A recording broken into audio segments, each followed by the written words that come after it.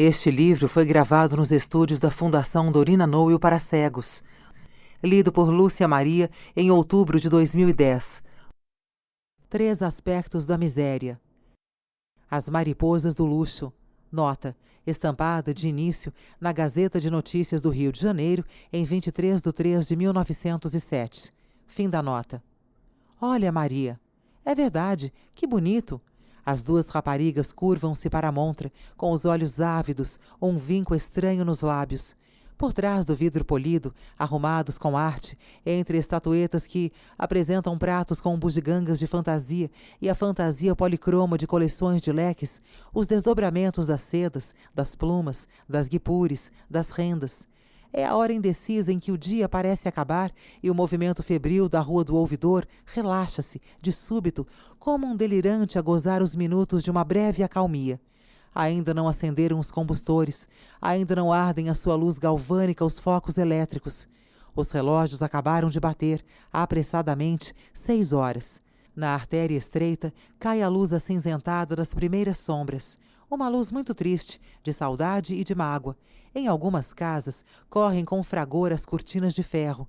No alto, como o teto custoso do beco interminável, o céu, de uma pureza admirável, parecendo feito de esmaltes translúcidos superpostos, rebrilha, como uma joia em que se tivesse infundido o azul de Nápoles, o verde perverso de Veneza, os oiros e as pérolas do Oriente. Já passaram as professional beauties, cujos nomes os jornais citam.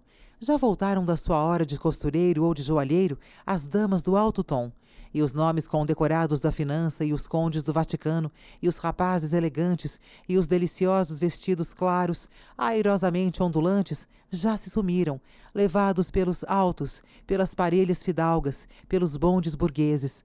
A rua tem de tudo isso uma vaga impressão, como se estivesse sob o domínio da alucinação, vendo passar um préstito que já passou. Há um hiato na feira das vaidades, sem literatos, sem poses, sem flirts. Passam apenas trabalhadores de volta da faina e operárias que mourejaram todo o dia. Os operários vêm talvez mal arranjados, com a lata do almoço presa ao dedo mínimo. Alguns vêm de tamancos. Como são feios os operários, ao lado dos mocinhos bonitos de ainda há pouco. Vão conversando uns com os outros, ou calados, metidos com o próprio eu. As raparigas, ao contrário, vêm devagar, muito devagar, quase sempre 2 a 2, parando de montra em montra, olhando, discutindo, vendo. Repara só a Jesuína. Ah, minha filha, que lindo! Ninguém as conhece e ninguém nelas repara, a não ser um ou outro caixeiro em mal de amor ou algum pícaro sacerdote de conquistas. Elas, coitaditas, passam todos os dias a essa hora indecisa e parecem sempre pássaros assustados, tontos de luxo, inebriados de olhar. Que lhes destina no seu mistério a vida cruel? Trabalho, trabalho, a perdição, que é a mais fácil das hipóteses, a tuberculose ou ao quebramento numa ninhada de filhos. Aquela rua não as conhecerá jamais. Aquele luxo será sempre a sua quimera. São mulheres. Apanham as migalhas da feira. São as anônimas, as fulanitas do gozo, que não gozam nunca. E então, todo dia, quando o céu se rocalha de oiro e já andam os relógios pelas 6 horas, à vez de vê-las passar, algumas loiras, outras morenas, quase todas mestiças. A mocidade dá-lhes a elasticidade dos gestos, o jeito bonito do andar e essa beleza passageira que chamam do diabo. Os vestidos são pobres, saias escuras, sempre as mesmas, blusa de chitinha rala. Nos dias de chuva, um parágua e a indefectível pelerine. Mas essa miséria é limpa, escovada. As botas rebrilham, a saia não tem uma poeira, as mãos foram cuidadas. Há nos lóbulos de algumas orelhas brincos simples, fechando as blusas lavadinhas, broches montana, donde escorre o fio de uma chatelaine. Nota: corrente da qual se penduram dixes e joias. Fim da nota. Há mesmo anéis, correntinhas de ouro, pedras que custam barato, coralinas, lápis lazuli, turquesas falsas. Quantos sacrifícios essa limpeza não representa? Quantas concessões não atestam, talvez, os modestos pechesbeques? Elas acordaram cedo, foram trabalhar, voltam para o lar sem conforto, com todas as ardências e os desejos indomáveis dos 20 anos. A rua não lhes apresenta só o amor, o namoro, o desvio, apresenta-lhes o luxo. E cada montra é a hipnose, e cada rayon, nota, departamento, fim da nota, de modas, é o foco em torno do qual reviravolteiam e anseiam as pobres mariposas. Ali no fundo, aquele chapéu. O que tem uma pluma? Sim, uma pluma verde. Deve ser caro, não achas? São duas raparigas, ambas morenas. A mais alta alisa instintivamente os bandós, sem chapéu, apenas com pentes de ouro falso. A montra reflete-lhe o perfil entre as plumas, as rendas de dentro, e enquanto a outra afunda o olhar nos veludos, que realçam toda a espetacularização do luxo, enquanto a outra sofre aquela tortura de tântalo, ela mira-se, afina com as duas mãos a cintura, parece pensar coisas graves. Chegam, porém, mais duas. A pobreza feminina não gosta dos flagrantes de curiosidade invejosa. O par que chega, por último, para hesitante. A rapariga alta agarra o braço da outra. Anda daí, pareces criança. Que véus, menina, que véus! Vamos, já escurece. Param, passos adiante, em frente às enormes vitrinas de uma grande casa de modas. As montras estão todas de branco, de rosa, de azul. Desdobram-se em sinfonias de cores suaves e claras, dessas cores que alegram a alma. E os tecidos são todos leves. Irlandas, guipures, pongés, rendas. Duas bonecas de tamanho natural, as deusas do chifão nos altares da frivolidade, vestem com uma elegância sem par. Uma de branco, Robe Empire, outra de rosa, com um chapéu cuja pluma negra deve custar talvez 200 mil réis. Quanta coisa rica! Elas vão para a casa acanhada jantar, aturar as rabugices dos velhos, despir a blusa de chita, a mesma que hão de vestir amanhã, e estão tristes. São os pássaros sombrios no caminho das tentações. Morde-lhes a alma a grande vontade de possuir, deter o esplendor que se lhes nega na polidez espelhante dos vidros. Por que pobres, se são bonitas, se nasceram também para gozar, para viver? Há outros pares gárrulos, alegres, doudivanas, que riem, apontam, esticam o dedo, comentam alto, divertem-se, talvez mais felizes e sempre mais acompanhadas. O par alegre entontece diante de uma casa de flores, vendo as grandes corbeles, o arranjo sutil das avencas, dos cravos, das angélicas, a graça ornamental dos copos de leite, o horror atraente das parasitas raras. 60 mil réis aquela cesta. Que caro! Não é para enterro, pois não? Aquilo é para as mesas. Olha aquela florzinha, só uma, por 20 mil réis. Você acha que comprem? Ora, para essas moças, os homens são malucos. As duas raparigas alegres encontram-se com as duas tristes defronte de uma casa de objetos de luxo, porcelanas, tapeçarias. Nas montras, com as mesmas atitudes, as estátuas de bronze, de prata, de terracota, as cerâmicas de cores mais variadas, repousam entre tapetes estranhos, tapetes nunca vistos, que parecem feitos de plumas de chapéu. Que engraçado! Como deve ser bom pôr os pés na maciez daquela plumagem! As quatro trocam ideias. De que será? A mais pequena lembra perguntar ao caixeiro, muito importante, à porta. As outras tremem. Não vá dar uma resposta má. Que tem? Hesita, sorri, indaga. O senhor faz favor de dizer, aqueles tapetes? O caixeiro ergue os olhos irônicos. Bonitos, não é? São de cauda de avestruz. Foram precisos 40 avestruzes para fazer o menor. A senhora deseja comprar? Ela fica envergonhadíssima. As outras também. Todas riem tapando os lábios com o lenço, muito coradas e muito nervosas. Comprar, não ter dinheiro para aquele tapete extravagante, parece-lhes ao mesmo tempo humilhante e engraçado. Não, senhor, foi só para saber. Desculpe. E partem. Seguem como que enleadas naquele enovelamento de coisas capitosas. Montras de rendas, montras de perfumes, montras de toaletes, montras de flores. A chamá-las, a tentá-las, a entontecê-las com o corrosivo desejo de gozar. Afinal, param nas montras dos ourives. Toda a atmosfera já tomou um tom de cinza escuro. Só o céu de verão, no alto, parece um dossel de paraíso, com o azul translúcido, a palpitar uma luz misteriosa. Já começaram a acender os combustores na rua. Já as estrelas de ouro ardem no alto. A rua vai de novo precipitar-se no delírio. Elas fixam a atenção. Nenhuma das 4 pensa em sorrir. A joia é a suprema tentação. A alma da mulher exterioriza-se irresistivelmente diante dos adereços. Os olhos cravam-se ansiosos numa atenção comovida, que guarda e quer conservar as minúcias mais insignificantes. A prudência das crianças pobres, falas reservadas. Oh, aquelas pedras negras! 3 contos!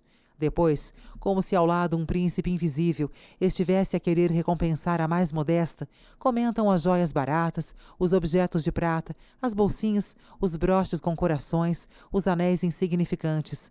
Ah, se eu pudesse comprar aquele! É só 45, e aquele reloginho, vês? De ouro. Mas lá dentro, o joalheiro abre a comunicação elétrica e, de súbito, a vitrina, que morria na penumbra, acende violenta, crua, brutalmente, fazendo faiscar os ouros, cintilar os brilhantes, coriscar os rubis, explodir a luz veludosa das safiras, o verde das esmeraldas, as opalas, os esmaltes, o azul das turquesas.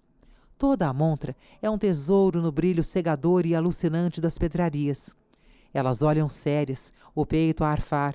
Olham muito tempo, e ali, naquele trecho de rua civilizada, as pedras preciosas operam, nas sedas dos escrínios, os sortilégios cruéis dos antigos ocultistas.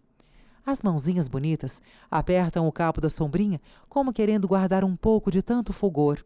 Os lábios pendem no esforço da atenção. Um vinco ávido acentua os semblantes. Onde estará o príncipe encantador? Onde estará o velho Dom João? Um suspiro mais forte, a coragem da que se libertou da hipnose, fala-as desapegar-se do lugar. É noite, a rua delira de novo. À porta dos cafés e das confeitarias, homens, um estridor, uma vozeria. Já se divisam perfeitamente as pessoas no Largo de São Francisco, onde estão os bondes para a Cidade Nova, para a Rua da América, para o Saco. Elas tomam um ar honesto. Os tacões das botinas batem no asfalto. Vão como quem tem pressa, como quem perdeu muito tempo. Da Avenida Uruguaiana para diante não olham mais nada, caladas, sem comentários. Afinal, chegam ao largo. Um adeus, 2 beijos, até amanhã. Até amanhã. Sim, elas voltarão amanhã. Elas voltam todo dia. Elas conhecem nas suas particularidades todas as montras da Feira das Tentações. Elas continuarão a passar, à hora do desfalecimento da artéria, mendigas do luxo, eternas fulanitas da vaidade, sempre com a ambição enganadora de poder gozar as joias, as plumas, as rendas, as flores. Elas hão de voltar, pobrezinhas, porque a esta hora, no canto do bonde, tendo talvez ao lado o conquistador de sempre, arfa-lhes o peito e tem as mãos frias com a ideia desse luxo corrosivo. Hão de voltar, caminho da casa, parando aqui, parando acolá, na embriaguez da tentação. Porque a sorte as fez mulheres e as fez pobres, porque a sorte não lhes dá, nesta vida de engano, senão a miragem do esplendor para perdê-las mais depressa. E a vez então de vê-las passar, as mariposas do luxo, no seu passinho modesto, 2 a 2, em pequenos grupos, algumas loiras, outras morenas. Faixa 2. Os trabalhadores de estiva. Nota. Reportagem publicada na Gazeta de Notícias do Rio de Janeiro, 19/6/1904. Às 5 da manhã, ouvia-se um grito de máquina rasgando o ar. Já o cais, na claridade pálida da madrugada, regurgitava num vai-vem de carregadores, catraieiros, homens de bote e vagabundos mal dormidos à beira dos quiosques. Abriam-se devagar os botequins, ainda com os bicos de gás acesos. No interior, os caixeiros, preguiçosos, erguiam os braços com bocejos largos. Das ruas que vazavam na calçada arrebentada do cais, afluía gente, sem cessar. Gente que surgia do nevoeiro, com as mãos nos bolsos, tremendo. Gente que se metia pelas bodegas e parava à beira do quiosque numa grande azáfama. Para o cais da alfândega, ao lado, um grupo de ociosos olhava através das frinchas de um tapume, rindo a perder.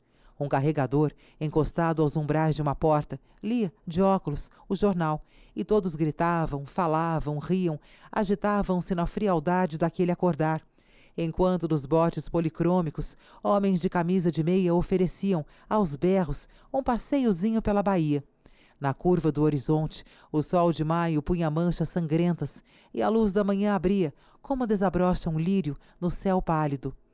Eu resolvera passar o dia com os trabalhadores da estiva, e naquela confusão via-os vir chegando e balançar o corpo, com a comida debaixo do braço, muito modestos. Em pouco, a beira do cais ficou coalhada. Durante a última greve, um delegado de polícia dissera-me: são criaturas ferozes, nem a tiro. Eu via, porém, essas fisionomias resignadas à luz do sol, e elas me impressionavam de maneira bem diversa. Homens de excessivo desenvolvimento muscular eram todos pálidos, de um pálido embaciado, como se lhes tivesse empregado a epiderme um papel amarelo, e assim, encolhidos, com as mãos nos bolsos, pareciam um baixo relevo de desilusão, uma frisa de angústia. Acerquei-me do primeiro, estendi-lhe a mão. Posso ir com vocês para ver? Ele estendeu também a mão, mão degenerada pelo trabalho, com as falanges recurvas e a palma calosa e partida. Por que não? Vai ver apenas o trabalho, fez com amarga voz, e quedou-se outra vez fumando. É agora a partida? É. Entre os botes, 2 saveiros enormes, rebocados por uma lancha, esperavam. Metade dos trabalhadores, aos pulos, bruscamente, saltou para os fardos. Saltei também. Acostumados, indiferentes à travessia, eles sentaram-se calados, a fumar. Um vento frio cortava a baía. Todo um mundo de embarcações movia-se, coalhava o mar, riscava a superfície das ondas. Lanchas oficiais em disparada, com a bandeira ao vento. Botes, chatas, saveiros, rebocadores. Passamos perto de uma chata parada, inteiramente coberta de oleados. Um homem, no alto, estirou o braço, saudando. Quem é aquele? É o José, é chateiro vigia. Passou todo o dia ali para guardar a mercadoria dos patrões. Os ladrões são muitos, então ficam responsável por tudo, toda a noite, sem dormir, e ganha 6.000 réis. Às vezes, os ladrões atacam os vigias acordados e o homem, só, tem que se defender a revólver. Civilizado, tive este comentário frio. Deve estar com sono, o José. Qual? Esse é dos que dobra dias e dias. Com mulher e 8 filhos precisa trabalhar. Ah, meu senhor, há homens, por este mar afora, cujos filhos de 6 meses ainda os não conhecem. Saem de madrugada de casa. O José está à espera de que a alfândega tire o termo da carga, que não é estrangeira. Outras chatas perdiam-se paradas na claridade do sol. Nós passávamos entre as lanchas. Ao longe, bandos de gaivotas riscavam o azul do céu e o cais dos mineiros já se perdia distante da névoa vaga. Mas nós avistávamos um outro cais com um armazém ao fundo. À beira desse cais, saveiros enormes esperavam mercadorias. E em cima, formando um círculo ininterrupto, homens de braços nus saíam a correr de dentro da casa, atiravam o saco no saveiro, davam a volta à disparada, tornavam a sair a galope com outro saco, sem cessar, contínuos como a correia de uma grande máquina. Eram 60, 80, 100, talvez 200. Não os podia contar. A cara escorrendo suor. Os pobres surgiam do armazém como flechas voltavam. Um clamor subia aos céus apregoando o serviço. 1, 2, 3, 27, 5, 20, 10, 30. E a ronda continuava diabólica. Aquela gente não cansa? Qual? Trabalham assim horas a fio. Cada saco daqueles tem 60 quilos e para transportá-lo ao saveiro pagam 60 réis. Alguns pagam menos, dão só 30 réis. Mas, assim mesmo, há quem tire 16.000 réis por dia. O trabalho da estiva é complexo, variado. Há a estiva da aguardente, do bacalhau, dos cereais, do algodão. Cada uma tem os seus servidores, e homens há que só servem a certas e determinadas estivas, sendo por isso apontados.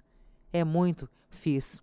Passam dias, porém, sem ter trabalho, e imagine quantas corridas são necessárias para ganhar a quantia fabulosa. A lancha fizera-se ao largo. Caminhávamos para o poço, onde o navio que devia sair naquela noite fundeava, todo de branco. Era o começo do dia. A bordo ficou um terno de homens, e eu com eles. O terno divide-se assim: 1 no guincho, 4 na embarcação, 8 no porão e 4 no convés. Isso quando a carga é seca. Carregava café ao vapor. Logo que o saveiro atracou, eles treparam pelas escadas, rápidos. 8 homens desapareceram na falsa aberta do porão, despiram-se, enquanto os outros rodeavam o guincho e as correias de ferro começavam a ir e vir do porão para o saveiro, do saveiro para o porão, carregadas de sacas de café. Era regular, matemático, a oscilação de um lento e formidável relógio. Aqueles seres ligavam-se aos guinchos, eram parte da máquina, agiam inconscientemente. 15 minutos depois de iniciado o trabalho, suavam arrancando as camisas.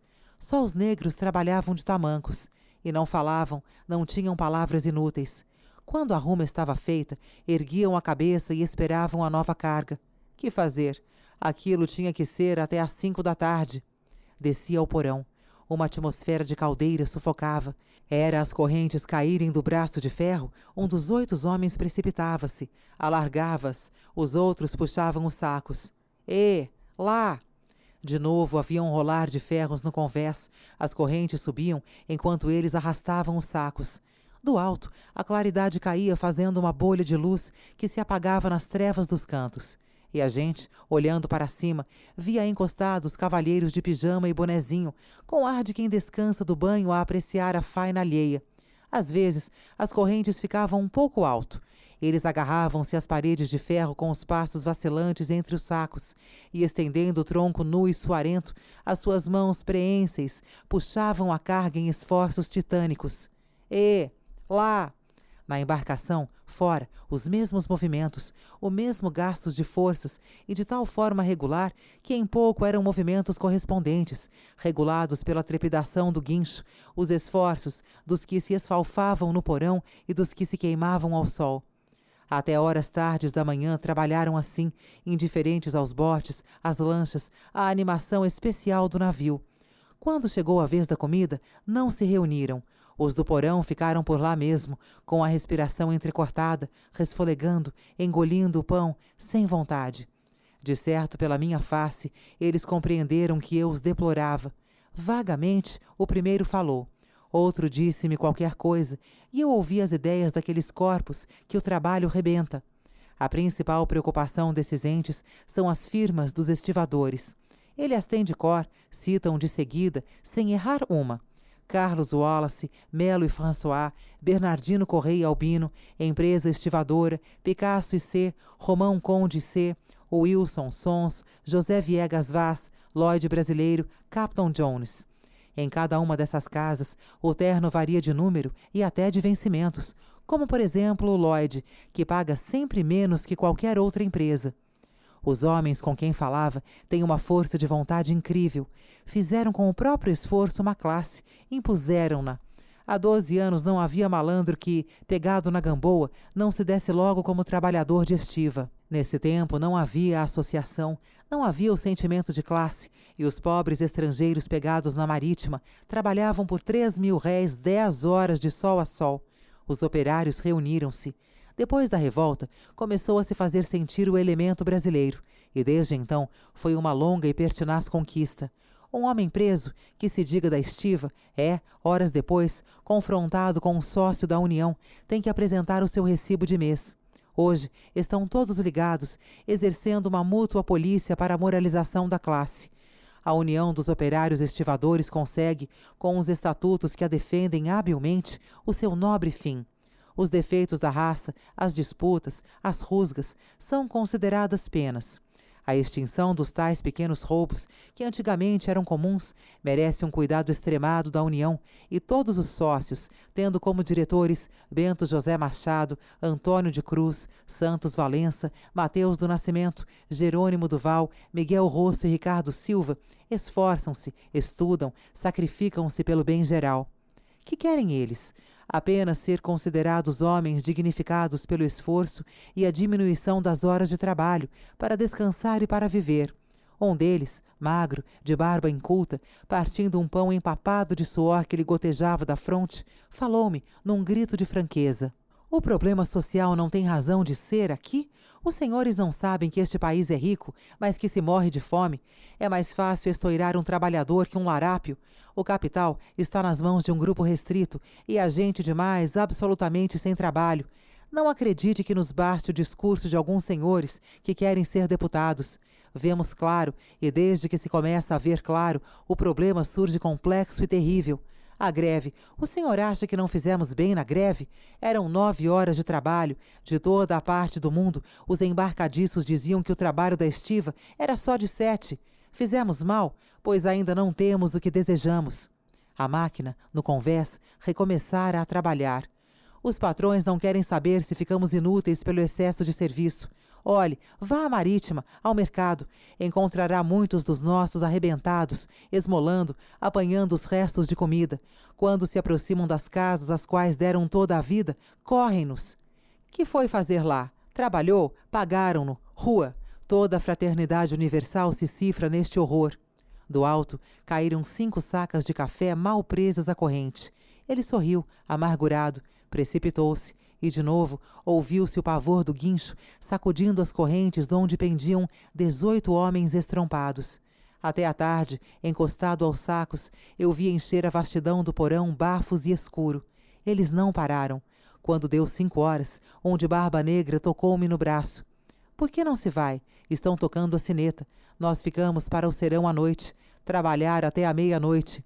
Subi. Os ferros retiniam sempre a música sinistra. Encostados à amurada, damas roçagando sedas e cavalheiros estrangeiros de smoking debochavam, em inglês, as belezas da nossa Bahia. No bar, literalmente cheio, ao estoirar do champanhe, um moço vermelho de álcool e de calor levantava um copo dizendo: saudemos o nosso caro amigo que Paris receberá. Em derredor do paquete, lanchas, malas, cargas, imprecações, gente querendo empurrar as bagagens, carregadores, assobios, um brouhaha formidável. Um cavalheiro cheio de brilhantes, no porta-ló, perguntou-me se eu não vira a Lola. Desci, meti-me num bote, fiz dar a volta para ver mais uma vez aquela morte lenta entre os pesos. A tarde caíra completamente.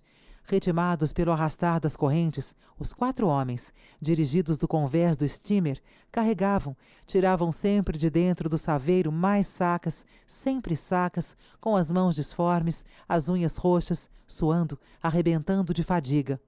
Um deles, porém, rapaz, quando meu bote passava por perto do saveiro, curvou-se, com a fisionomia angustiada, golfando sangue. Oh, diabo! Fez o outro, voltando-se.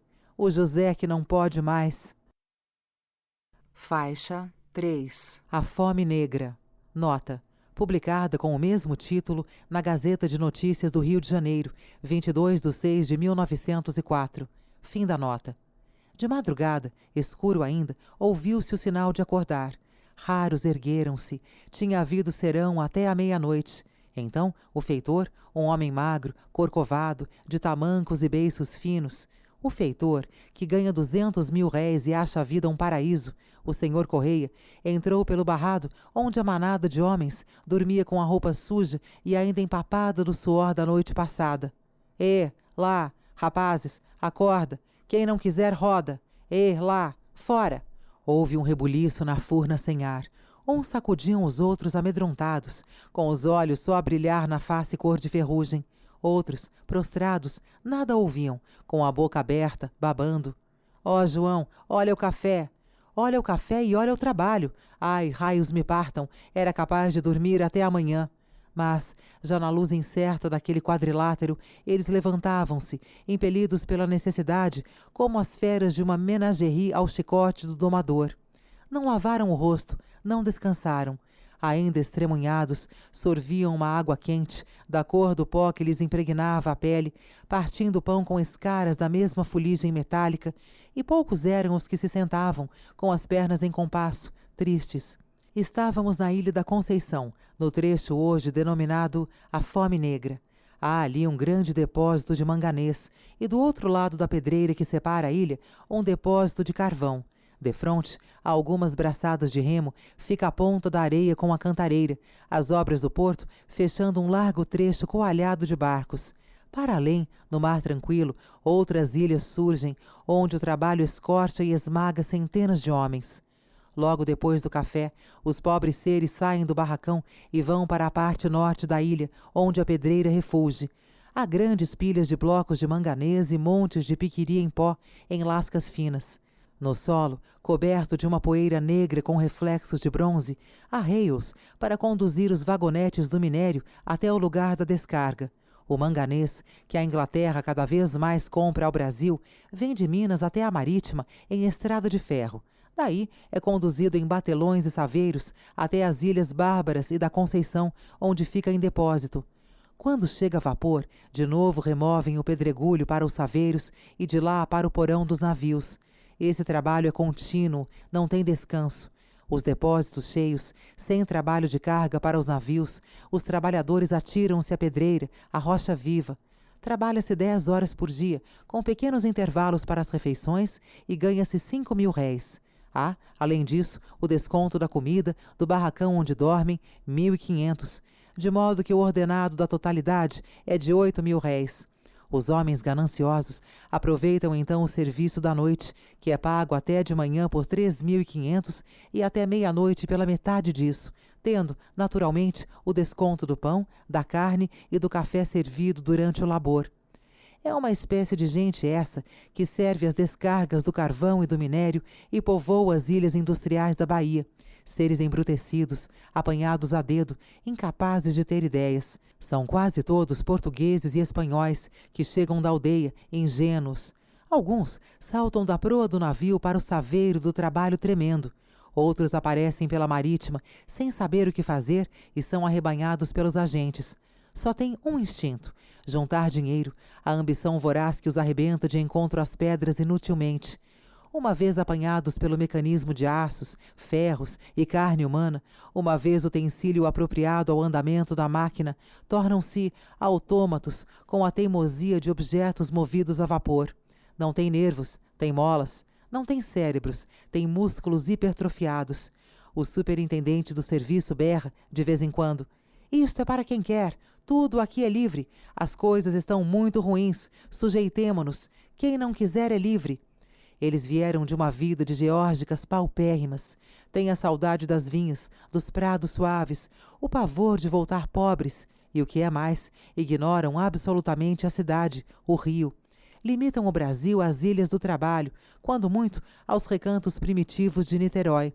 Há homens que, 2 anos depois de desembarcar, nunca pisaram no rio, e outros que, passando quase uma existência na ilha, voltaram para a terra com algum dinheiro e a certeza da morte. Vivem quase nus. No máximo, uma calça em frangalhos e uma camisa de meia. Os seus conhecimentos reduzem-se à marreta, à pá, ao dinheiro. O dinheiro que a pá levanta para o bem-estar dos capitalistas poderosos. O dinheiro que os recurva em esforços desesperados, lavados de suor, para que os patrões tenham carros e bem-estar. Dias inteiros de bote, estudando a engrenagem dessa vida esfalfante, saltando nos paióis ardentes dos navios e nas ilhas inúmeras. Esses pobres entes fizeram-me pensar num pesadelo de Wells, a realidade da história dos tempos futuros.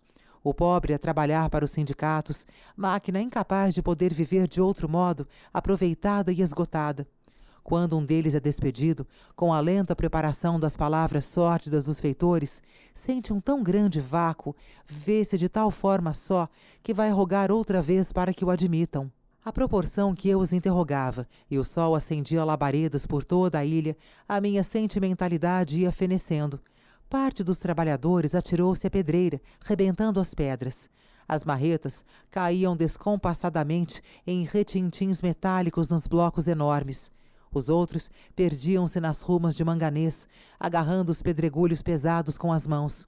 As pás raspavam o chão, o piquiri caía pesadamente nos vagonetes, outros puxavam-os até à beira d'água, onde as tinas de bronze os esvaziavam nos saveiros. Durante horas, esse trabalho continuou com uma regularidade alucinante. Não se distinguiam bem os seres das pedras do manganês. O raspar das pás replicava ao bater das marretas, e ninguém conversava, ninguém falava. A certa hora do dia veio a comida. Atiraram-se aos pratos de folha, onde, em água quente, boiavam vagas baratas e vagos pedaços de carne, e um momento só se ouviu o sôfrego sorver e o mastigar esfomeado. Acerquei-me de um rapaz. "O teu nome?" "O meu nome para quê? Não digo a ninguém." Era a desconfiança incutida pelo gerente, que passeava ao lado, abrindo a chaga do lábio num sorriso sórdido. Que tal achas a sopa? Bem boa, calma pessoa come, o corpo está acostumado, tem 3 pães por dia e 3 vezes por semana bacalhau. Engasgou-se com um osso. Meteu a mão na goela e eu vi que essa negra mão rebentava em sangue, rachava, porejando um líquido amarelado. Estás ferido? É do trabalho, as mãos racham. Eu só estou há 3 meses, ainda não acostumei. Vais ficar rico? Os seus olhos brilhavam de ódio, um ódio de escravo e de animal sovado. Até já nem chegam os baús para guardar o ouro. Depois, numa franqueza, ganha-se uma miséria. O trabalho faz-se, o mestre diz que não há. Mas o dinheiro mal chega, homem, vai-se todo no vinho que se manda buscar. Era horrendo. Fui para outro e ofereci-lhe uma moeda de prata. Isso é para mim? É, mas se falares a verdade. Ai, que falo, meu senhor. Tinha um olhar verde, perturbado, um olhar de vício secreto. Há quanto tempo aqui? Vai para 2 anos. E a cidade, não conheces? Nunca lá fui, que a perdição anda pelos ares. Este também se queixa da falta de dinheiro porque manda buscar sempre outro almoço. Quanto ao trabalho, estão convencidos de que neste país não há melhor. Vieram para ganhar dinheiro, é preciso ou morrer ou fazer fortuna. Enquanto falavam, olhavam de soslaio para o Correia e o Correia torcia o cigarro à espreita, arrastando socos no pó carbonífero. Deixe que vá tratar do meu serviço, segredavam eles quando o feitor se aproximava. Ai, que não me adianta nada estar a contar-lhe a minha vida. O trabalho recomeçou. O Correia, cozido ao sol, bamboleava a perna, feliz. Como a vida é banal. Esse Correia é um tipo que existe desde que na sociedade organizada há o intermediário entre o patrão e o servo. Existirá eternamente, vivendo de migalhas de autoridade contra a vida e independência dos companheiros de classe. Às 2 horas da tarde, nessa ilha negra, onde se armazenam o carvão, o manganês e a pedra, o sol queimava. Vinha do mar, como infestado de luz, um sopro de brasa. Ao longe, nas outras ilhas, o trabalho curvava centenas de corpos, a pele ardia, os pobres homens encobreados, com os olhos injetados, esfalfavam-se, e mestre Correia, dançarinando o seu passinho. Vamos, gente! Nada de perder tempo. Vossa Senhoria não imagina. Ninguém os prende, a ilha está cheia. Vida boa. Foram assim até a tarde, parando minutos para logo continuar. Quando escureceu de todo, acenderam-se as candeias e a cena deu no macabro. Do alto, o céu coruscava, incrustado de estrelas. Um vento glacial passava, fogo fatuando a chama tênue das candeias. E na sombra, sombras vagas, de olhar incendido, raspavam o ferro, arrancando da alma longos gemidos de esforço. Como estivesse junto do cabo e um batelão largasse, saltei nele com um punhado de homens. Íamos a um vapor que partia de madrugada. No mar, a treva mais intensa envolvia o steamer, um transporte inglês com a carga especial do minério. O comandante fora ao cassino. Alguns bois pouco limpos pendiam da murada com um cozinheiro chinês, de óculos. Uma luz mortiça iluminava o convés. Tudo parecia dormir. O batelão, porém, atracava, fincavam-se as candeias. 4 homens ficavam de um lado, 4 de outro, dirigidos por um preto que corria pelas bordas do barco, de tamancos, dando gritos guturais. Os homens, nus, suando apesar do vento, começavam a encher enormes tinas de bronze que o braço de ferro levantava num barulho de trovoada, despejava, deixava cair outra vez. Entre a subida e a descida da tina fatal, eu os ouvia. O minério é o mais pesado de todos os trabalhos. Cada pedra pesa quilos. Depois de se lidar algum tempo com isso, sentem-se os pés e as mãos frios. E o sangue, quando a gente se corta, aparece amarelo. É a morte. De que nacionalidade são vocês? Portugueses. Na ilha, há poucos espanhóis e homens de cor. Somos nós os fortes. O fraco, deviam dizer. O fraco dessa lenta agonia de rapazes, de velhos, de pais de famílias numerosas. Para os contentar, perguntei, por que não pedem a diminuição das horas de trabalho? As pás caíram bruscas. Alguns não compreendiam, outros tinham um risinho de descrença. Para quê, se quase todos se sujeitam? Mas um homem de barbas ruivas, tisnado e velho, trepou pelo monte de pedras e estendeu as mãos. Há de chegar o dia, o grande dia, e rebentou como um doido, aos soluços, diante dos companheiros atônitos. Faixa 4. Sono calmo. Nota. Com o título O Sono da Miséria, foi estampada pela Gazeta de Notícias, 10/6/1904, na série A Pobre Gente. Fim da nota. Os delegados de polícia são de vez em quando uns homens amáveis. Esses cavalheiros chegam mesmo, ao cabo de certo tempo, a conhecer um pouco da sua profissão e um pouco do trágico horror que a miséria tece na sombra da noite por essa misteriosa cidade. Um delegado, outro dia, conversando dos aspectos sórdidos do rio, teve a amabilidade de dizer: "Quer vir comigo visitar esses círculos infernais?" Não sei se o delegado quis dar-me apenas a nota mundana de visitar a miséria, ou se realmente, como Virgílio, o seu desejo era guiar-me através de uns tantos círculos de pavor que fossem outros tantos ensinamentos. Lembrei-me de que Oscar Wilde também visitara as hospedarias de má fama e que Jean Lorrain se fazia passar aos olhos dos ingênuos como tendo acompanhado os grão-duques russos nas peregrinações perigosas que Goron guiava. Era tudo quanto há de mais literário e de mais batido. Nas peças francesas, há 10 anos, já aparece o jornalista que conduz a gente chique aos lugares macabros. Em Paris, os repórteres do jornal andam acompanhados de um apache autêntico. Eu repetiria apenas um gesto que era quase uma lei. Aceitei. À hora da noite, quando cheguei à delegacia, a autoridade ordenara uma caça aos pivetes, pobres garotos sem teto, e preparava-se para a excursão com 2 amigos, um bacharel e um adido de legação, tagarela e ingênuo. O bacharel estava comovido. O adido assegurava que miséria só na Europa, porque a miséria é proporcional à civilização. Ambos de casaca davam ao reles interior do posto um aspecto estranho. O delegado sorria, preparando com o interesse de um maître de hotel o cardápio das nossas sensações.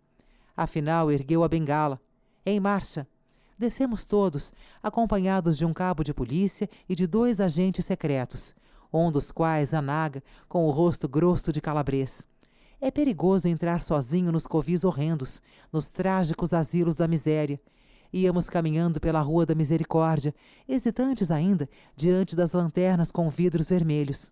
Às esquinas, grupos de vagabundos e desordeiros desapareciam ao nosso apontar, e afundando o olhar pelos becos estreitos em que a rua parece vazar a sua imundície, por aquela rede de becos, víamos outras lanternas em forma de foice, alumiando portas equívocas. Havia casas de um pavimento só, de 2, de 3, negras, fechadas, hermeticamente fechadas, pegadas uma à outra, fronteiras, confundindo a luz das lanternas e a sombra dos balcões. Os nossos passos ressoavam num desencontro nos lajedos quebrados. A rua, mal iluminada, tinha candeeiros quebrados, sem a capa auer, de modo que a brancura de uns focos envermelhecia mais a chama-pisca dos outros. Os prédios antigos pareciam ampararem-se mutuamente, com as fachadas esborcenadas, arrebentadas algumas. De repente uma porta abria, tragando, num som cavo, algum retardatário. Trechos inteiros da calçada, imersos na escuridão, encobriam cafajestes de bombacha branca, gingando, e constantemente o monótono apito do guarda noturno trilava, corria como um arrepio na artéria do susto, para logo outro responder mais longe ainda, outro ecoar o seu áspero trilo.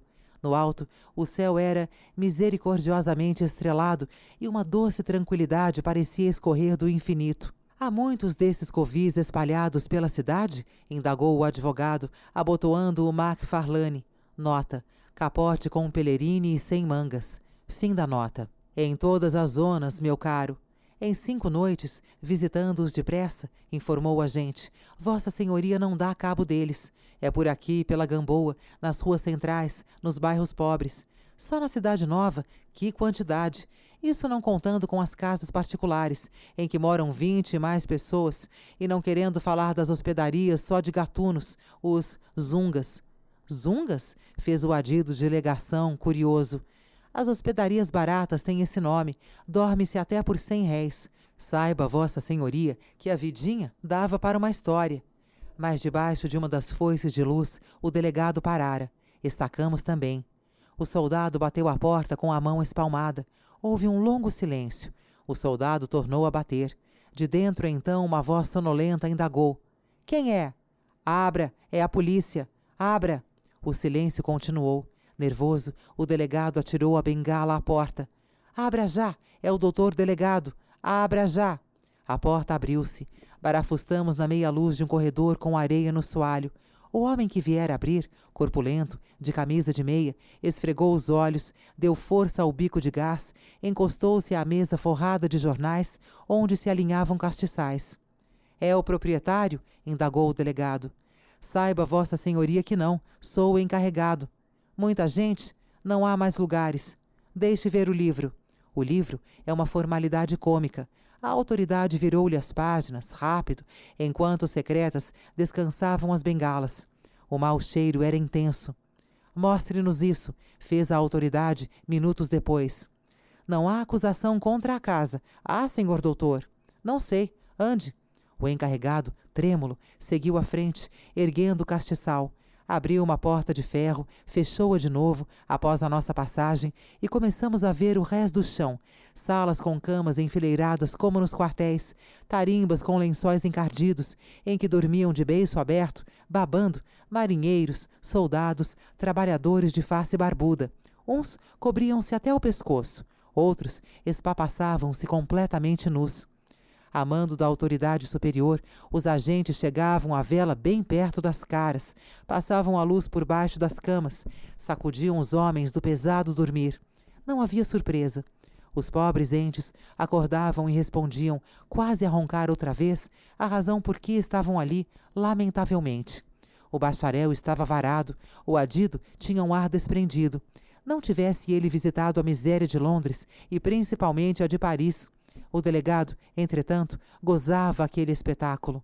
Subamos, murmurou. Trepamos todos por uma escada íngreme. O mau cheiro aumentava. Parecia que o ar rareava, e parando um instante, ouvimos a respiração de todo aquele mundo como o afastado resfolegar de uma grande máquina. Era a seção dos quartos reservados e a sala das esteiras. Os quartos estreitos, asfixiantes, com camas largas antigas e lençóis por onde corriam percevejos. A respiração tornava-se difícil. Quando as camas rangiam muito e custavam a abrir, o agente mais forte empurrava a porta e, à luz da vela, encontrávamos 4 e 5 criaturas, emborcadas, suando, de língua de fora. Homens furiosos, cobrindo com um lençol a nudez, mulheres tapando o rosto, marinheiros, entre aspas, que haviam perdido o bote, um mundo vário e sombrio, gargolejando desculpas, com a garganta seca. Alguns desses quartos, as dormidas de luxo, tinham entrado pela sala das esteiras, em que se dorme por 800 réis, e essas 4 paredes impressionavam como um pesadelo. Completamente nua, a sala podia conter 30 pessoas, à vontade, e tinha pelo menos 80 nas velhas esteiras atiradas ao soalho. Os fregueses dormiam todos, uns de barriga para o ar, outros de costas, com o lábio no chão negro, outros de lado, recurvados como arcos de pipa. Estavam alguns vestidos. A maioria inteiramente nua, fizera dos andrajos travesseiros. Erguendo a vela, o encarregado explicava que ali o pessoal estava muito bem, e no palor em halo da luz que ele erguia, eu via pés disformes, mãos de dedos recurvos, troncos suarentos, cabeças numa estranha lassidão, galeria trágica de cabeças embrutecidas, com gestas, bufando de boca aberta. De vez em quando, um braço erguia-se no espaço, tombava. Faces, em que mais de perto o raio de luz batia, tinham tremores súbitos, e todos roncavam, afogados em sono. Um dos agentes sacudiu um rapazola. — Hein? Já há 4 horas? — fez o rapaz acordando. — Que faz aqui? — Espero a hora do bote para a ilha. Sou carvoeiro, sim senhor. Ai, minha mãe, vão levar-me preso. Subitamente, porém, apalpou as algibeiras, olhou-nos ansioso. Tinha sido roubado. Houve um rebuliço. Como por encanto, homens, havia ainda minutos, a dormir profundamente, acordavam-se. O senhor delegado, alteando a voz, deu ordem para não deixar sair ninguém sem ser revistado. O encarregado, com perdão do senhor delegado e das outras senhorias, descompunha o pequeno. Trouxe dinheiro? Maricas, já não lhe tenho dito que mo entregue? É lá possível ter confiança nesta súcia? E a minha casa agora? E eu? Besta de uma figa, que não sei onde estou? Os agentes faziam levantar a canalha, arreliada com o incidente, e na luz vaga, os perfis patibulares emergiam com gestos cínicos de espreguiçamento. Tanto o bacharel como o adido mostravam na face um leve susto. O delegado contemplava-os. Que lhes dizia eu? Uma sensação, meus caros, admirável. Subamos ao último andar. Havia com efeito mais um andar, mas quase não se podia lá chegar, estando a escada cheia de corpos, gente enfiada em trapos, que se estirava nos degraus, gente que se agarrava aos balaústres do corrimão, mulheres receosas da promiscuidade, de saias enrodilhadas. Os agentes abriam caminho, acordando a canalha com a ponta dos cacetes. Eu tapava o nariz. A atmosfera sufocava. Mais um pavimento e arrebentaríamos. Parecia que todas as respirações subiam, envenenando as escadas, e o cheiro, o fedor, um fedor fulminante, impregnava-se nas nossas próprias mãos, desprendia-se das paredes, do assoalho carcomido, do teto, dos corpos sem limpeza. Em cima, então, era a vertigem. A sala estava cheia. Já não havia divisões, tabiques, não se podia andar sem esmagar um corpo vivo. A metade daquele gado humano trabalhava, rebentava nas descargas dos vapores, enchendo paióis de carvão, carregando fardos.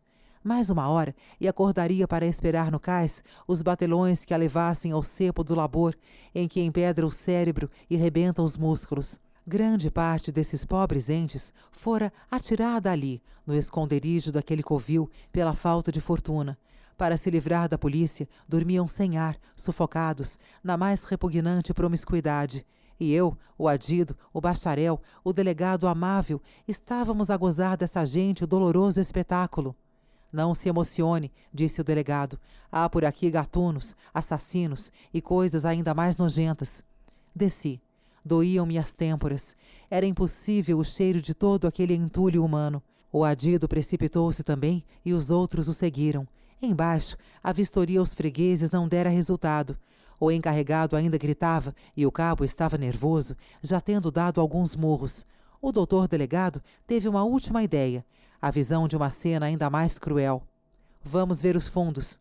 Foi aí então que vimos o sofrer inconsciente e o último grau da miséria. O hospedeiro torpe dizia que por ali dormiam alguns de favor, mas pelo corredor estreito, em derredor da sentina, no trecho do quintal, cheios de trapos e de lama, nas lajes, os mendigos, faces escaveiradas e sujas, acordavam num clamor erguendo as mãos para o ar. E de tal forma a treva se ligava a esses espectros da vida, que o quadro parecia formar um todo homogêneo e irreal. Tudo grátis aos desgraçadinhos, sibilava o homem musculoso. Curvei-me perto da latrina. Era uma velha embiocada num capuz preto. Quanto pagou, minha velha? O que tinha, filho, o que tinha? 2 tostões. Dei-lhe qualquer coisa, e mais íntima, esticando o pescoço, ela indagou, trêmula. Por que será tudo isso? Vão levar-nos presas? Mas já o delegado saíra com os seus convidados. À porta, o encarregado esperava. Saí. A escuridão afogava os prédios, encapuchava os combustores, alongava a rua. Não se sabia onde acabara o pesadelo, onde começara a realidade. Basta, dizia o adido, basta, já tenho uma dose suficiente. Também é tudo a mesma coisa, é ver uma, é ver todas. E quem diria, concluiu o bacharel, até então mudo. Neste momento, ouviu-se o grito de "Pega!". Um garoto corria, o cabo precipitou-se. Já outros 2 soldados vinham em disparada. Era a caçada aos garotos, a canoa. A canoa vinha perto. Tinham pegado uns 20 vagabundos, e pela calçada, presos, seguidos de soldados, via-se, como uma serpente macabra, desenrolar-se a série de miseráveis trêmulos de pavor. "Canalhas!", bradou o doutor delegado, "e ainda se queixam que eu os mande prender para dormir na estação. Nós devíamos ter asilos", instruiu o adido. "É verdade, os asilos, a higiene, a limpeza, tudo isso é muito bonito. Havemos de ter, por enquanto Nosso Senhor, lá em cima, que olhe por eles." As suas mãos, maquinalmente, esticaram-se, e os nossos olhos, acompanhando aquele gesto elegante de ceticismo mundano, deram no céu, recamado de ouro. Todas as estrelas palpitavam, por cima da casaria estendia-se uma poeira de ouro. Naquela chaga incurável, chaga lamentável da cidade, a luz gotejava do infinito como um bálsamo. Faixa 5. As Mulheres Mendigas. Nota: primeira publicação na série A Pobre Gente, Entre os Mendigos, da Gazeta de Notícias, Rio de Janeiro, 30/5/1904. A mendicidade é a exploração mais regular, mais tranquila desta cidade. Pedir, exclusivamente pedir, sem ambição aparente e sem vergonha, assim, à beira da estrada da vida, parece o mais rendoso ofício de quantos tenham aparecido.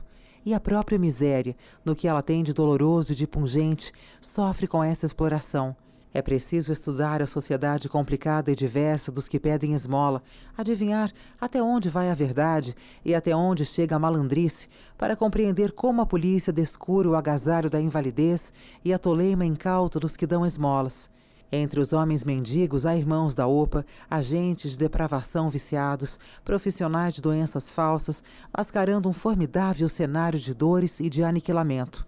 Só depois de um longo convívio é que se pode assistir à iniciação da maçonaria dos miseráveis, os estudos de extorsão pelo rogo, toda a tática lenta do pedido em nome de Deus, que às vezes acaba em pancada.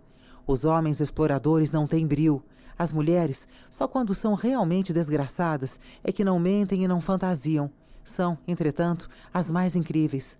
Foi Pietro Mazzoli, um mendigo cínico, que para sempre no Largo do Capim, quem me apontou o meio diverso da mendicidade das mulheres.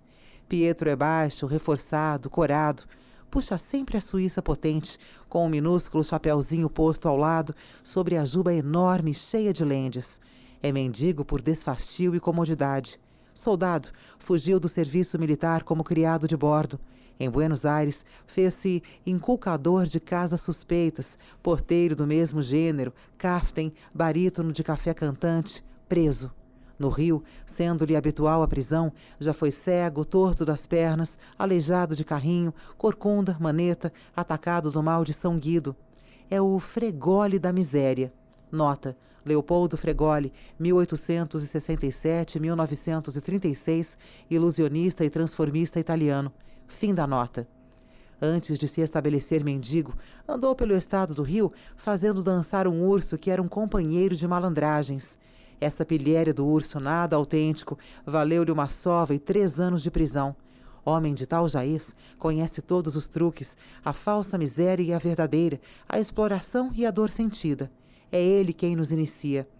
Há mendigas burguesas, mendigas mães de família, alugadas, dirigidas por caftens, cegas que veem admiravelmente bem, chaguentas lépidas, cartomantes ambulantes, vagabundas e uma série de mulheres perdidas, cuja estrela escureceu na mais aflitiva desgraça.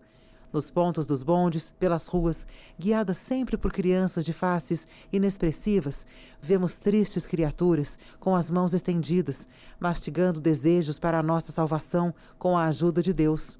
Há a Antônia Maria, a Zulmira, a viúva Justina, a dona Ambrosina, a excelente e anafada tia Josefa, umas magras, amparadas aos bordões, chorando humildades, outras gordas, movendo a mole do corpo com tremidinhos de creme. As portas das igrejas param, indagam quem entra, a ver se a missa é de gente rica.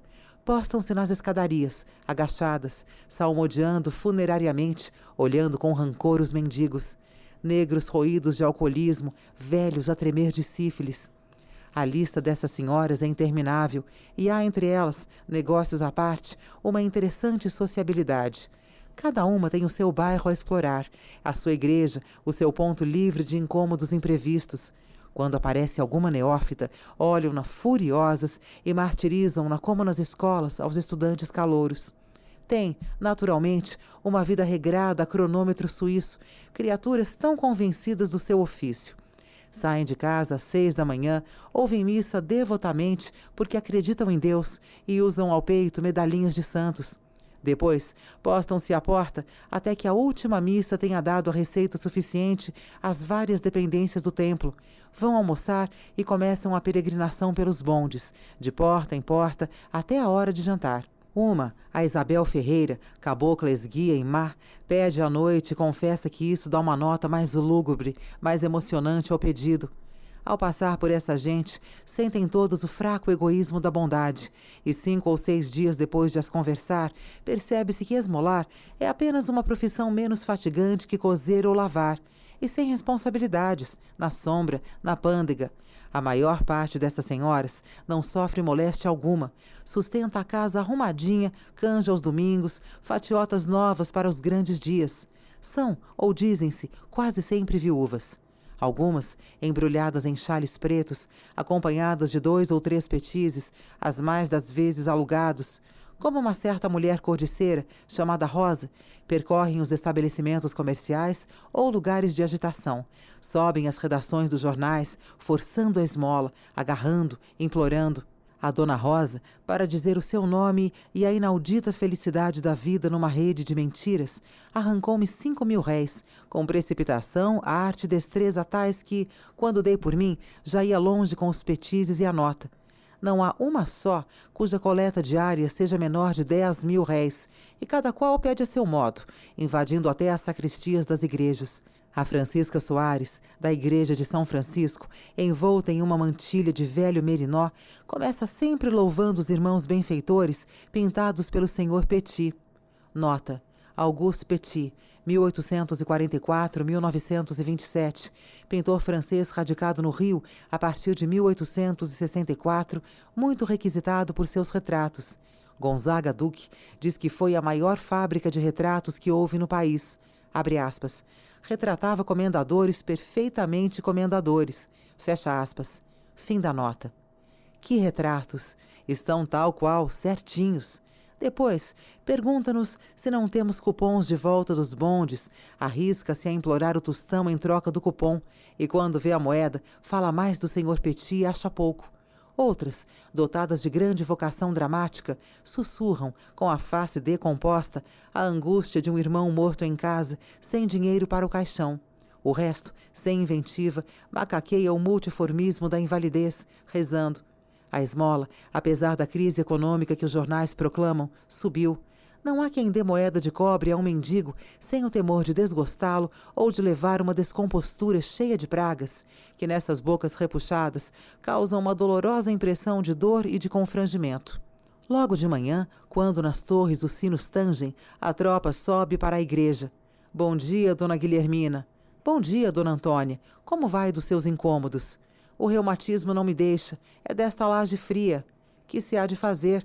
É a vontade de Deus. Então, hoje, missas boas? Li no jornal, às 9h30 a do general. Mas não contemos, os ricaços estão cada vez mais sovinas. Aconchegam-se, tomam posição, e pouco depois, os níqueis começam a cair e as vozes de dentro dos xales a sussurrar. Deus vos acompanhe, Deus lhe pague, Deus lhe dê um bom fim.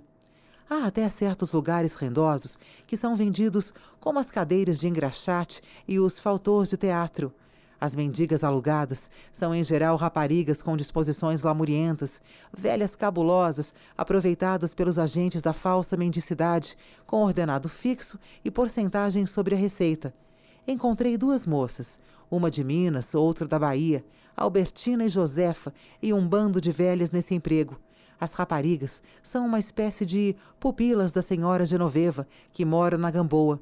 Josefa, picada de bexiga, só espera o meio de se ver fora do jugo. Albertina, tísica, tossindo e escarrando, apresenta um atestado que a dá por mãe de 3 filhos. O atestado é, de resto, um dos meios de embaçamento público. Certo caftem, morador nos subúrbios, chamado Alfredo, tem por sua conta um par de raparigas, a Jovita italiana e a parda Maria. A Jovita foi, a princípio, criada, fugiu com um rapaz, abandonou e caiu na exploração da mendicidade com o senhor Alfredo. Maria é a história de Jovita, um pouco mais escurecida. Ambas têm atestado em bela letra, dizendo as desgraças que lhes vão por casa e o cadáver à espera do caixão. Como Jovita é bonita, os subscritores são tão numerosos que ela pode fazer, sem cuidado, alguns enterramentos por semana.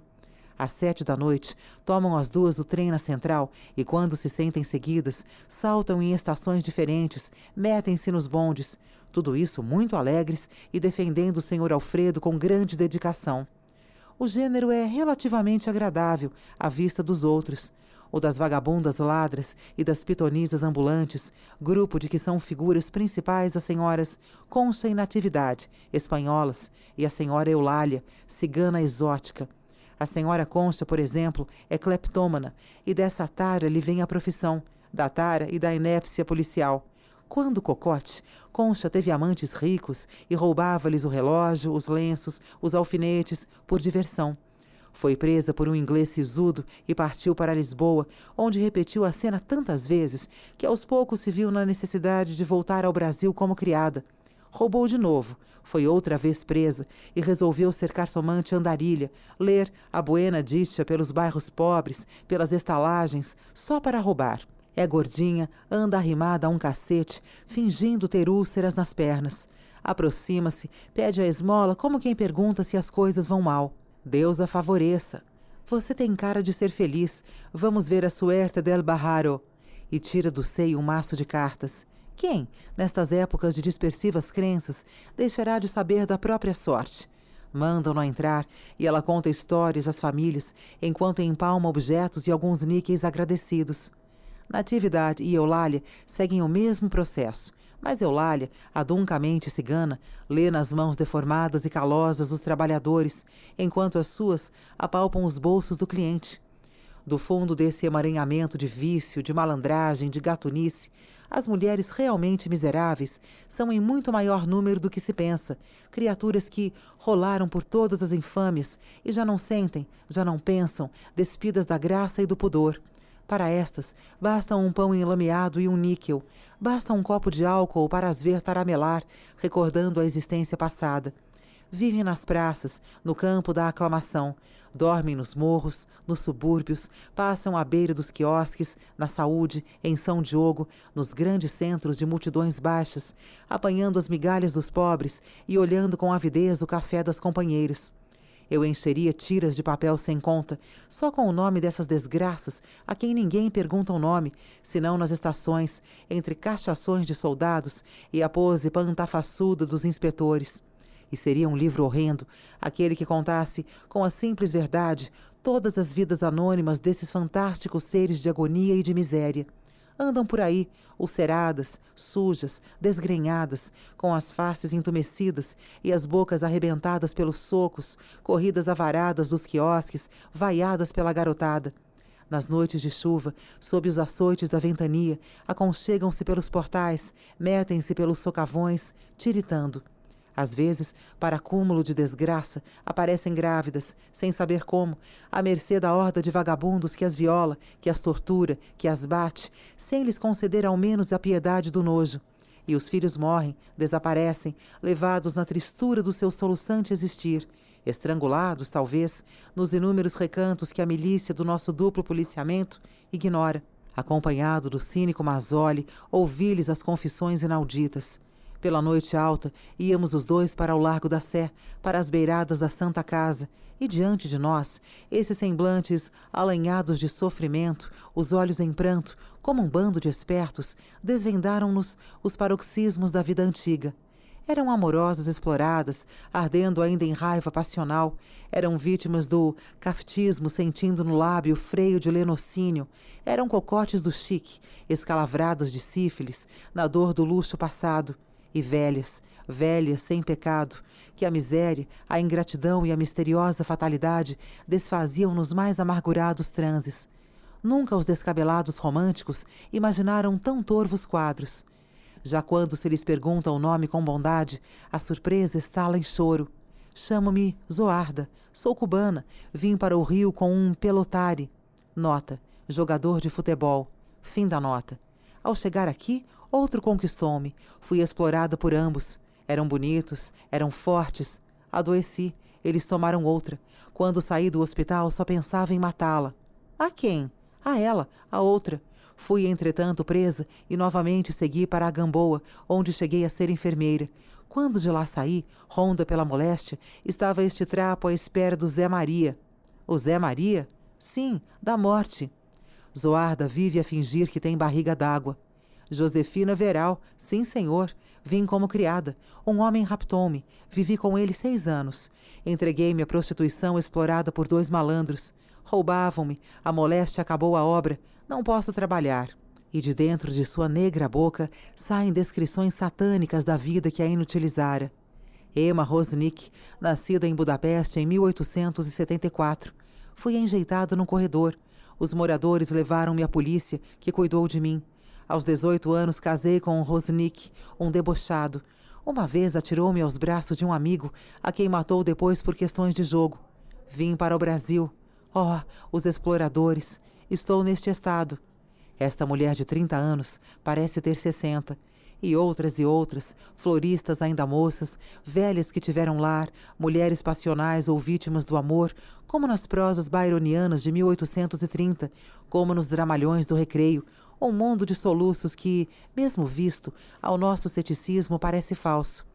Certa noite, no Largo da Sé, encontramos junto ao quiosque, cheia de latas velhas e cobertas de andrajos, uma cara de velha boneca aureolada de farripas louras. A cara sinistra falava francês. Dá-me uma cigarreta, fez com o seu melhor sorriso. Turco? Il y a longtemps. Oh, fuma Gianacli? Arredou as latas, puxou a traparia e os sacos com o ar de mímica d'Ainé Grassot. Afaste o mendigo, disse baixo, e para a soleira suja. Asseyez vous, vous êtes journaliste? Eu vinha encontrar à espera dos restos de pão uma das estrelas mundanas do Alcazar. Eu estava falando com François d'Aubigny, a Fran, a levada Fran, que tivera carros e agora discorria, com um arzinho postiço, da Suzane Casteira, de um deputado do Norte que ainda hoje figura na Câmara, de um conhecido jornalista, seu amigo. Desgraças, mon petit. Tenho 65 anos. Casei, sabes? Uma loucura. Casei com uma cone que me pôs neste estado. Representando logo o pobre trapo da luxúria elegante, bateu-me a caixa de cigarretas e dinheiro, que com um sorriso atroz dizia ser para bombons. Eram 10 horas da noite. O dono do quiosque fechava as persianas, apagando os bicos de gás. E vendo-a naquele gozo, na pantomima do prazer, berrou, de longe. Lá, lambisgóia velha, se não te apressas, não levas o pão. Faixa 7. Os que começam. Nota. Com o título A Exploração das Crianças, integra a série A Pobre Gente, da Gazeta de Notícias do Rio de Janeiro, 6/6/1904. Fim da nota. Não há de certo exploração mais dolorosa que a das crianças. Os homens, as mulheres, ainda pantomimam a miséria para lucro próprio. As crianças são lançadas no ofício torpe pelos pais, por criaturas indignas, e crescem com o vício, adaptando a curvilínea e acovardada alma da mendicidade malandra. Nada mais pavoroso do que este meio em que há adolescentes de 18 anos e pirralhos de 3, garotos amarelos de um lustro de idade e moçoilas púberes sujeitas a todas as passividades.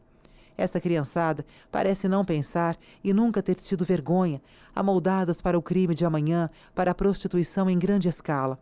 Há no Rio um número considerável de pobrezinhos sacrificados, petizes que andam a guiar senhoras falsamente cegas, punguistas sem proteção, paralíticos, amputados, escrofulosos, gatunos de sacola, apanhadores de pontas de cigarros, crias de famílias necessitadas, simples vagabundos à espera de complacências escabrosas. Um mundo vário, o olhar de crime, o broto das árvores que irão obumbrar as galerias da detenção, todo um exército de desbriados e de bandidos, de prostitutas futuras, galopando pela cidade, à cata do pão para os exploradores. Interrogados, mentem a princípio, negando. Depois, exageram as falcatruas e acabam a chorar, contando que são o sustento de uma súcia de criminosos que a polícia não persegue. A metade desse bando conhece as leis do prefeito, os delegados de polícia e acompanha o movimento da política indígena, oposicionista, e vendo em cada homem importante uma roubalheira. São em geral os mendigos claramente defeituosos a que falta uma perna, um braço. A perda que os tornou inválidos é uma espécie de felicidade, a indolência e o sustento garantidos. À beira das calçadas o dia inteiro, têm tempo de se tornarem homens e de ler os jornais. Fazem tudo isso com vagar.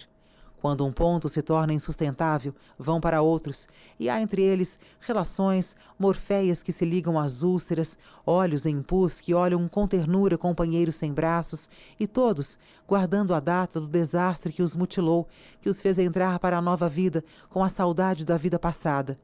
Fui encontrar na ponte das barcas Ferry alguns de volta de Niterói. Vinham alegres, batendo com as muletas, a sacolejar os fartos sacos na tarde álgida. Só nessa tarde interroguei 6. Francisco, antigo peralta da saúde. Antônio, jovem de 18 anos que, graças à falta de uma perna, não trabalha desde os 12. Pedro, pardinho crispinhento, que ri como um suíno e é o curador de uma senhora idosa. João Justino, sem um braço, e os 2 pequenos, Felismino e Aurélio, voltavam de mendigar. Francisco é atroz. Míope, com a cara cheia de sulcos, a boca enorme e sem dentes, fuma cigarros empapados de saliva e tagarela sem descontinuar. Qual? Niterói não dá nada. Às vezes tenho que pedir dinheiro emprestado para voltar. O xará não permite, porém mendigo sem realejo. Eu sou fino, vou para outro lugar. Quantas vezes estivesse na cadeia? Eu? Não, senhor, nunca. É verdade que uma vez fui preso por um inspetor viciado, mas não estava fazendo nada. Também não me incomodo. Vou, torno a sair. E sem transição. Não imagina as vezes que tenho sido pego. O doutor Paulo Pessoa, quando era delegado, já dizia: para que pegar essas inutilidades? E eu só esperando. Olhe, morrer de fome é que eu não morro. Então já estiveste preso? Quantas vezes é preferível a cadeia ao tal asilo? Antônio é outro gênero, o gênero dulçoroso, cheio de humildades açucaradas. Repete logo como uma nota policial o esmagamento da perna. Foi a 11 de novembro de 1897, na esquina da Rua da Uruguaiana. Caiu às 2h20 da tarde, quando passava o bonde Chapa Tanto. E diz essas coisas vagamente magoado, como se chorasse sem sentir. Mas mente, inventa nomes, faz-me jurar que não lhe farei mal, entrega-se à minha proteção, de que depende a sua vida, com uma detestável e beata hipocrisia. Era ajudante de pedreiro. Após o desastre, mandaram-no esmolar no passeio público. O pai é trabalhador, ganha 4.500, tem 8 filhos e a mulher doente. Ele ajuda com o dinheiro das esmolas. É um dos casos de transformação de caráter, de inversão moral. Adolescente, forte, musculoso, a permanência na mendicidade deu-lhe a voz melopéias suspirosas e um recheio de votos pela sorte alheia. Não fala um segundo sem pedir a Deus que nos ajude, sem agradecer em nome de Deus a nossa bondade. Ai, Nossa Senhora, juro por Deus que todo o desejo que tenho é trabalhar. Simples blague. Dê-lhe um emprego e rejeitará, inutilizado pela vida de sarjeta, de desbrio, de inconsciente sem vergonhice a que o forçou o pai. Esse bando, porém, é evidentemente defeituoso. Ganha dinheiro como se estivesse empregado para sustentar a família. Há o outro, o maior, o infindável, que a polícia parece ignorar. A exploração, capaz de emocionar os delegados nos dramalhões, a indústria da esmola infantil, exercida por um grupo de matronas indignas e de homens criminosos, as criancinhas implumes, piolhentas e sujas, que saem para a rua às varadas, obrigadas ao sustento de casas inteiras. Há a exploração lenta, que ensina os pequenos a roubar e as meninas a se prostituírem, o caftismo disfarçado, que espanca, maltrata e extorque. É um vasto tremendal a que a retórica sentimental nada adianta, cujo mal a segurança pública não quer remediar. Basta ter a simples curiosidade para mergulhar nesse caleidoscópio infinito de cenas torturantes de uma mesma ação. Basta parar a uma esquina e ouvir a narração dessas tragédias vulgares e de fácil remédio. A série de meninas é enorme, desde as cínicas de face terrosa às ingênuas e lindas. Como se chama você? Elisinha, sim, senhor. É parda, tem 9 anos. Embrulhada nos farrapos, a tremer com os beicinhos roxos e as mãos no ar, muito aflita, parece que lhe vão bater. Mora na rua Frei Caneca. Não vai para casa, não pode ir. A madrinha bate-lhe, tem o corpo cheio de equimoses. Quando não arranjo bastante para a madrinha e as filhas, dão-me sovas. Destes casos, há muitos com diversas modalidades. Jovita, por exemplo, pede esmola com uma bandeja, dizendo que é missa pedida ou promessa feita. A mulher que a criou e a explora, a terrível megera Maria Trapo Velho, mora na rua São Diogo e dá-lhe conselhos de roubo.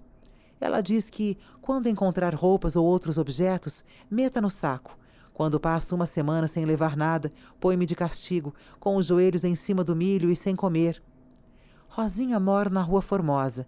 Sai acompanhando uma senhora que finge de cega. A mãe é negra, ela é alva e todos ficam admirados. Judite, com 8 anos, moradora à Rua da Lapa, andava com o pai pelo subúrbio, tocando realejo. O pai fingia-se de cego, e como um cidadão descobrisse a patifaria, é ela só quem esmola, atacando as senhoras, pedindo algum dinheiro para a mãe moribunda. Laura e Amélia, filhas da senhora Josefina, têm um irmão que aprende o ofício de carpinteiro, moram na Rua da Providência e passam o dia a arranjar dinheiro para a mamãe mais o padrasto. E o padrasto, que faz? Dá pancada na gente quando não se anda direito. Estela, mulatinha, vive com uma dama que se diz sua avó, na Rua Senador Eusébio. Às vezes, fica até às 10 horas da noite à porta da central, esmolando. Nicota, moradora no Pedregulho, tem 13 anos e uma perigosa viveza de olhar. A puberdade, a languidez dos membros rijos, dão-lhe receitas grandes. É mandada pelo padrasto, um português chamado Jerônimo, que a industria. Explora a miséria no jardim de Eros, fazendo tudo quanto a não prejudica definitivamente, à porta dos quartéis, pelos bairros comerciais, ao escurecer. Confessa que vai abandonar o Jerônimo pelo sargento Gomes, a quem ama. A lista não tem fim, é o mesmo fato com variantes secundárias. Se nessas crianças encontramos o abismo da perdição a tragá-las, nos pequenos vemos um grande esboço de todos os crimes.